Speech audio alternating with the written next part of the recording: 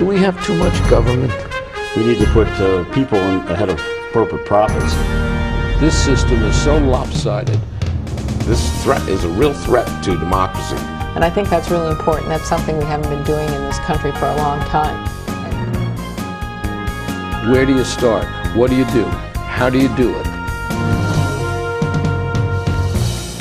Access to Democracy and other Eagan community television programming is supported by Thomson Reuters, makers of Westlaw Next and based in Eagan.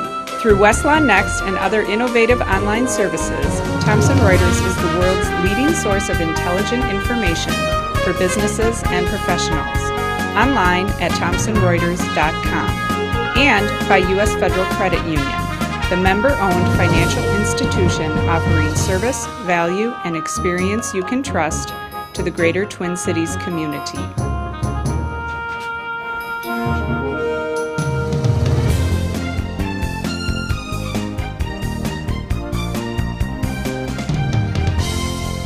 And welcome to Access to Democracy. Alan Miller back with a first-time guest, a very courageous man. I'm a throwback to the 60s. I'm a throwback to the days that are long gone. But this gentleman is going to create a song as to where have all the Bachmans gone? Long time passing. And Jim Graves, welcome. You have taken on a mountain in terms of challenging Michelle Bachmann for Congress. Well, thank you, Alan, for having me on, and I'm excited about the task ahead of us. And you actually started out as a folk singer. Well, as a matter of fact, I did, yeah. My wife and I used to sing the clubs and lounges and what have you around the district and St. Cloud area when we were younger. Did a lot of Bob Dylan and Cat Stevens and Barbra Streisand, that kind of stuff. Good stuff. Yeah. Good stuff. I go back even earlier than that. Yeah, okay. Yeah, Peter, Paul, and Mary. Oh, yeah, and, we did some of that stuff too. But yeah. In fact, you're having a fundraiser. By the time people see this DVD, you will have had it on the 28th of August, and I understand that there's a chance that they might induce you to sing. I think we're going to have to sing that night, which will be kind of fun. I have to kind of brush up on the guitar and the vocal cords, but I'm excited about it, and we're going to have a lot of fun there that night. It's Now, next Tuesday or Wednesday night? I think it's Tuesday night, yeah. People know the new hotel downtown, which is the talk of downtown, which is the Graves Hotel. But people don't necessarily know that Jim Graves is the founder of the Graves Hotel. Give us a little bit of background. Okay, yeah, Alan, I grew up in St. Cloud, Minnesota. I was the son of, well, I guess I had a family of 6 kids, and I was a third in that family. Typical Catholic family. My father was a working class kind of guy. Worked my way through grade school and high school. I actually paid my own tuition when I was going to the St. Cloud Cathedral. Then I went on to St. Cloud State University, got an education degree. Met my wife when I was in high school, actually in a musical, Hello Dolly, as a matter of fact, and we're still together. She wasn't my wife then. It was later on that she became my wife, but we've been together our whole lives and had a lot of fun, and we've got 3 kids, 3 daughter-in-laws. They're all my sons, 3 sons and 3 daughter-in-laws, 7 grandkids. I taught school for a couple years, grade school as a matter of fact, 6th grade, and then I went on to work for one of my parents of a teacher. I mean, I was a teacher, one of the parents of my students. And after 2 years working for that gentleman, Dan Bruchter, I set out on my own in 1979, started a company and built this small motel chain called American Motels, and also did other kinds of developments. And so I had a business career now for some 30 plus years, since 1979. Creating dozens and dozens of small corporations. Yeah, a lot of them, over 100 of them, and built more than 100 projects from ground up, so I know how to bring people together. A lot of get things jobs done. along the way. A lot also. of jobs. A lot of Main Street jobs. Creating jobs. I've had a lot of experience in working with communities and working with small community banks and working with the people on Main Street to really create activity in those towns and actually bring jobs to those towns. What So this country really needs at the moment. we need jobs. We need good, livable wage jobs, people that have dignity and respect and a way to actually raise a family and spend some time with the family and have access to all those things we all want, health care and housing. What motivated you to run for Congress, especially against Michelle Bachmann, who was a legend in her own mind? But Well, she's actually a legend in a lot of people's minds. She's a pretty popular woman. She's become kind of a rock star for her followers. And the reason I ran, Alan, was I just really felt it was time to come out and do something, give back for what I've had. And I think that Representative Bachmann really epitomizes a lot of what's wrong in this country and specifically in Congress. I was watching Chris Matthews one night with my wife, and he said, where are the good people in America? Why are they not coming into public service? Why are they not running for office? And he answered his own question. He said, the reason is it's gotten so antagonistic, a lack of civility, blame game, just nasty. So why would somebody that has a job or a life come out of their comfort zone and run in this kind of environment? And that gave me enough motivation to say, by gosh, I'm going to do that, because I think You the mean country needs more than that. that was your inspiration, as opposed to Michelle. God didn't tell you to run for this office? No, I had no, it wasn't an epiphany like that. It was more watching the antics of the Tea Party people, and those folks are really, and believe me, there's plenty of blame on both sides of the aisle. But that basic approach to governance, which is actually turning the people against our government itself, really scared me and said, you know, I've really got to do something, give back. It's kind of in the realm of stewardship. I've had a wonderful life. I've been able to live the American dream. I've been fortunate to live in this wonderful country, and I don't want this country to go backwards, which it is doing right now. And so if I can lend something to the future of my kids and for my grandkids, I want to do that. It's interesting to me because Michelle Bachmann has become a household word. In some households like mine, it's a curse word, but nonetheless a household word. And she has raised millions and millions of dollars, although she's gone to ground lately, and we'll talk about that in a minute. But you really couldn't have picked a bigger challenge. Well, I've always liked challenges, first and foremost, but I really feel there's a need. And in business, a need is an opportunity. And I felt this was an opportunity for me to give back for what I've had. I wouldn't run against a lot of the candidates that are out there, but Michelle Bachmann, I just really feel nothing against her as an individual, as a person, her family, anything else, but just the way that she governs and the lack of what I would say is really giving back to the people. I think that she takes more than she gives, and that bothers me. This country is better than that. It was built on service. It was built on giving back. It was built on the common good and the basis of coming together and compromise. And if you watch Michelle Bachmann and her type, they actually make pledges to people like Grover Norquist.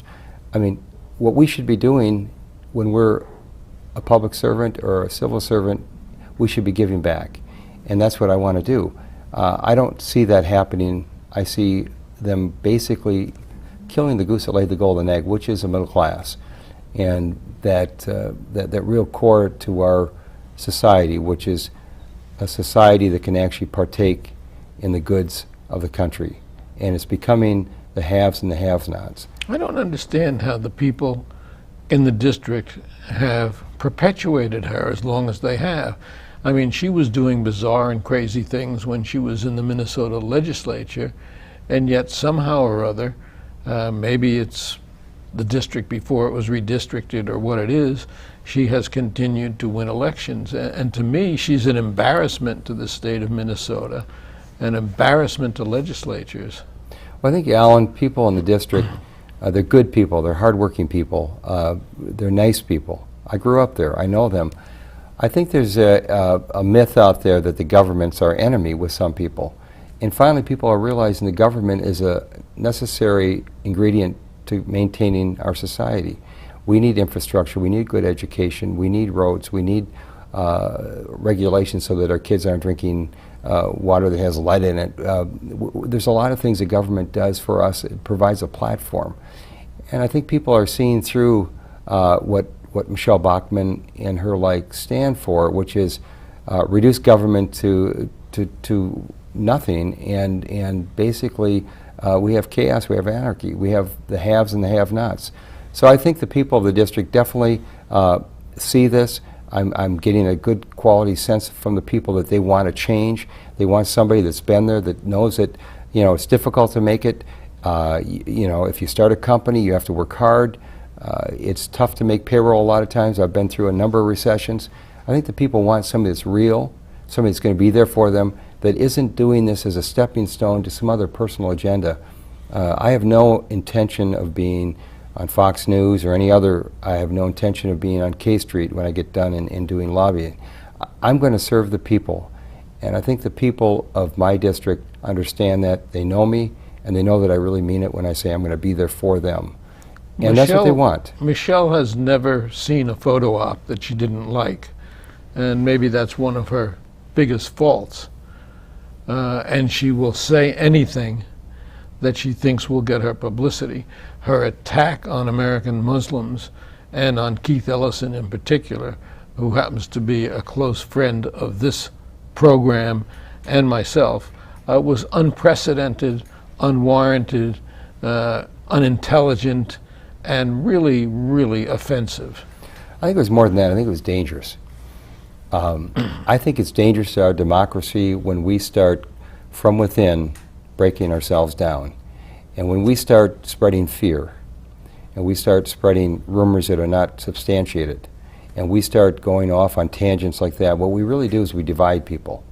And when you divide people and you build uncertainty and fear, a society breaks down. And it's dangerous. Clearly she made that comment after I had already decided to run. But having said that, I always tell the people in the district, if there was a grain of truth to anything she said, that's the last thing you do is go have a press conference. If I have somebody in my kitchen that isn't following protocol, maybe they're picking food up off the floor or something, the last thing I want somebody to do is go do a press conference. We have protocol, we have procedures, we have policy, and clearly that was a stunt to raise money, to create, again, national attention and what have you, at the expense of what's so dear to us, which is our democracy. So I think it's dangerous when we start doing those things. It's very McCarthyism type, no question about it. There's a certain hypocrisy also to Bachmann, who talks about whether it's an anti-farm bill or whatever else it is, and her family farm is getting hundreds of thousands of dollars over the years from the government for whatever. I don't know if it's not growing crops or just what. And yet she talks on the other side of her mouth about it. Alan, I believe in the truth. That's one thing that I've always based that's one of my core values. Tell the truth, do what you say you're going to do, and honor your word. And that's been very good for me over the years in business. It's been good in my personal life. It's been good in my marriage. It's been good in my family. And what I will say about Michelle Bachmann is just the truth. She's never had an experience of actually making payroll or actually working in the free market. She's worked for the IRS, she's been a state legislator, now she's been a congressional member, and now she's a millionaire. That's a fact. The fact is, I've never taken anything from the government. I pay taxes. I've worked hard. I've created a lot of jobs. You made your money the old-fashioned way. You earned it. I worked hard. I was a janitor. I started my company with $2,000 in the bank. My wife was pregnant with her third child, and we took a big risk and went out on the limb. But that's what America's all about. So when Michelle Bachmann attacks this nanny government, this big government, one should look in the mirror. Where has she lived? Where has she gained her income? Where has she made her millions of dollars? It's at the expense of the government. Now, that's just a fact. There's nothing wrong with that, I guess, if you're honest about it. A lot of people have done that, gone into Congress and came out rich. But that's not my way. And that isn't the way of the people of the 6th District. They want somebody that's there for them, that's done it, that understands the value of hard work. Nope. and appreciates what this country does for us. It gives us an opportunity to do that. What's your approach? You said you have a Catholic background to women's rights, to the abortion issue, which is obviously very predominant nationally at the moment. It is, and this country is divided, and it's been divided since 1973, and it hurts. And when you look at abortion, people say you're pro-abortion. Of course not. I don't know anybody that's pro-abortion. I don't know of anybody. I mean, I don't know anybody. You know, I don't even like pro-choice or pro-life. I don't know of anybody who individually would countenance an abortion. On the other side of the coin, my own belief is government or nobody else should tell a woman what choice she should make. It's between her and maybe her family and her doctor. And I throw in God too. It's a family, it's a woman's health issue, and all I can do is I can help. And I've done this along the way with my employees. I give maternity leaves, extended maternity leaves. I believe that we can do is support women. It's the best thing we can do. Education, access to health care, preventative methods, access to good if they carry the child, postnatal care. Let's help women where they are. Let's make sure they have equal pay for equal work. Let's make sure they have an opportunity to really make something of their lives. Let's do everything we can do to encourage people, whether that's through adoption services or whatever else. And that's how we have to find what we can find common ground rather than fight. Let's find what we do agree on, and we all agree on that abortion is not a good outcome. It's a terrible situation for a woman. So let's help women where they are. And at the end of the day, it is a woman's health issue. A woman is raped. The Republican platform leaves no room now for a rape or incest situation, one of the worst. Somebody who's incestuously carrying a child by a parent. Where would you stand on abortion in those situations? Well, that's I agree with Mitt Romney on that one. That's a woman's choice, definitely.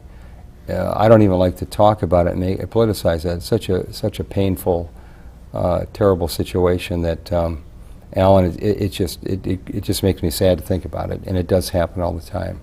And I think it's definitely it's a woman's choice at that point. Obviously, that to terminate that pregnancy would be her choice, not the government's, not mine, not yours. Jobs and unions. Now you have created thousands of jobs over the years from the organizations that you have founded and have worked with. Unions, pensions, they're under attack by the right wing. Is that where the problems to our economy are? No, the myth, Alan, is that the interests of business and labor are mutually exclusive, and that's a myth. The truth is, we have mutually beneficial needs. I sit down with my people in their union, and we talk about our business objective. We talk about what we have to do. We have to create a great experience so our hotels do well. We have to take care of our guests. And at the end of the day, it's those people that are going to do that for me. I'm talking to you. They're doing it now. And what they need are the same things I want. They want to have a livable wage job. They want to come to work in the morning. They put on their shoes like we do every morning, labor and business. And they want to be able to go to work with, again, dignity and integrity and respect. They want to go home, spend time with their family, have access to health care, be able to pay their house payment, have a little time to spend with their family, maybe go out for dinner, this and that. We have more in common than we have apart. But somewhere along the way, the myth has come along that if we raise wages, we hurt our economy. And the opposite is true. I just bought a car. And the car, when I got done buying the car, the sales director and the finance director were talking to me. And I said, I'm running for Congress. And they said, yeah, we know you are. Well, you didn't ask me about it. And I said, well, you must be Republicans. And they said, yeah, we're Republicans. I said, you must like Michelle Bachmann. Yeah, we like Bachmann. We like Bachmann up here. I said, that's okay. I said, how much did I have to make to qualify for the financing on that car?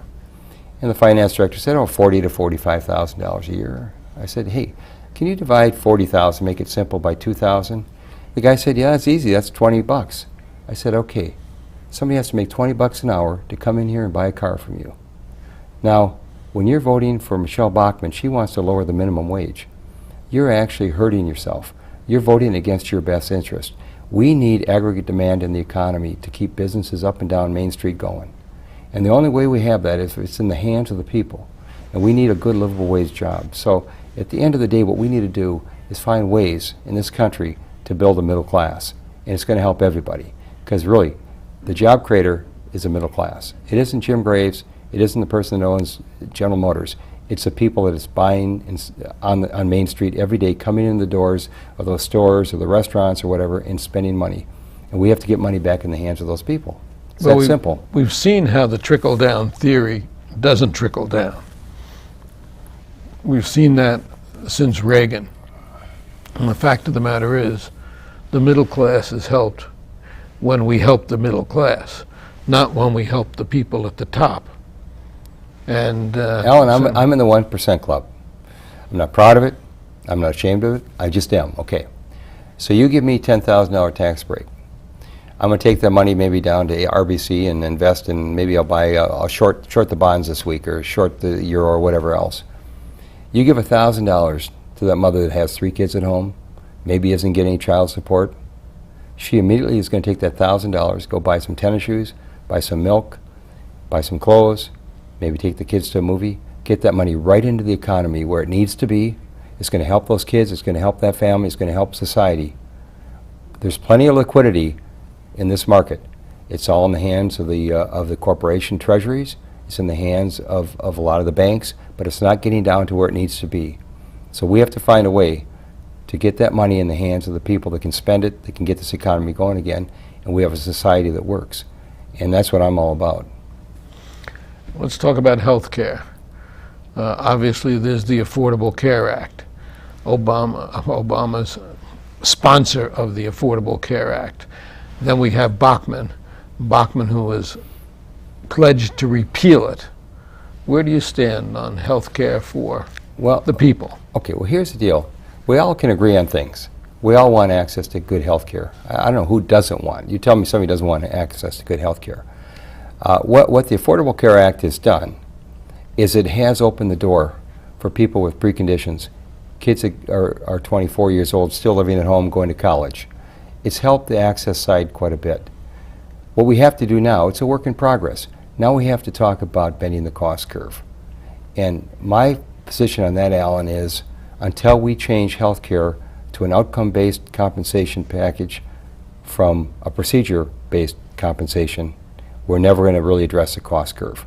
So we have to start talking about outcome, we have to talk about prevention, we have to talk about transparency, and we also have to talk about free market principles incorporated into the healthcare industry. I always say if you take a look at LASIK surgery, 10 years ago it cost more than it does now, quite a bit more, and the outcomes are better now than they were 10 years ago. Why is that? Because it's a competitive marketplace. Doctors that do LASIK surgery have to compete. It's a discretionary procedure. People have to pay out of their pocket, and therefore you have the free market engine working, and you've got supply and demand. We need to get that into the healthcare system. When we talk about the problems down the road with Medicare, there's no question we have an aging population. Both you and I are getting older. We're going to be on Medicare. I'm already there. Okay, you're on Medicare. I'm going to be on there eventually. I haven't talked to one citizen, not one person in my district that's a senior that's on Medicare that doesn't like the system. And I've asked every one of them. I've asked my conservative friends, my liberal friends, my moderate friends. They all like Medicare. Which grew up under a Democratic administration, we might add. It did. As the civil rights did, as Social Security did. It did. We don't want to throw this out, Alan. We don't want to throw that out. To ask seniors to go through a process of a voucher and trying to go buy, that'd be like, my parents are wonderful people, but they're getting up in age. The last thing they want to do is go through booklets to try to decide what health care plan they should buy. It's too complicated the way it is now. But really, if we want to attack the problems we've got on the horizon with Medicare, we have to bend the cost curve. I mean, every other industrialized nation is spending 50 to 60, 70% less than we are with the same outcomes or better outcomes. We can do it better, and we will. We just have to come together. We have to find common ground. We have to compromise, and we can get this thing done. And compromise is something that's been non-existent in this last session of Congress, which was dedicated to one thing: getting rid of President Obama and they accomplished very, very little, if anything.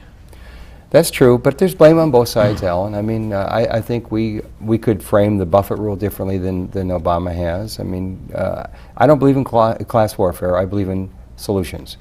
Again, in business, a need is an opportunity. We can get this done if we come together and find a way to do it. So I think there's a lot of But to compromise, you need two sides who are willing to bend. Certainly, as I see it, the mental stability or instability of the Tea Party is that they're unwilling to compromise on anything, and Michelle Bachmann is right up there at the head of that. Oh, the Tea Party epitomizes everything that's wrong with Congress. I mean, there's no question about it. I mean, my only pledge is not to make pledges. My oath is to the people and to the Constitution. I'm never going to go to Grover Norquist, or I'm never going to make pledges I'm going to do this or that before I get there. The Tea Party advocates their ability to actually govern before they get to Congress. And then they're more loyal to a ideology than they are to the people. And therein lies the problem. We wouldn't have a country today if the people back in Philadelphia in the 1700s did that. They had to come together in pretty tough compromises. And they were tough. The North and South had to come, you all know that. I mean, and if we didn't have a compromise and we didn't come together, we wouldn't have a country. And they forget that. The Tea Party forgets what this country was built on, is people finding common good and common ground. Well, we have a little less than 2 minutes left, so a message for the people of the 6th, for starters. Well, my message to the people of the 6th District is, I'm going to serve you, I'm going to work for you, and I'm going to be there for you, and I'm going to be responsive. I've done it my whole life. I'm in business, I've been in the hospitality business, and that's what I do. And if you put your faith in me, you're going to have a darn good congressman. And a full-time congressman. Full-time and responsive. Not running for any other offices. No offices. I want to get back to my grandkids after I serve in Congress. Can't be better than that. No. And we've been talking with Jim Graves, who, background-wise, started as a folk singer, and certainly has built corporations, the Graves 601 Hotel. Why 601? That's the address. Don't think it's Graves 6 under. It had nothing to do with that. Okay. Oh, okay. But it was the address is 601 First Avenue North, and so he said Graves 601. And a new, really exciting spot in downtown Minneapolis. And congratulations to you for it, and for your courage in taking on this woman who really, really is an embarrassment to us and to the state of Minnesota.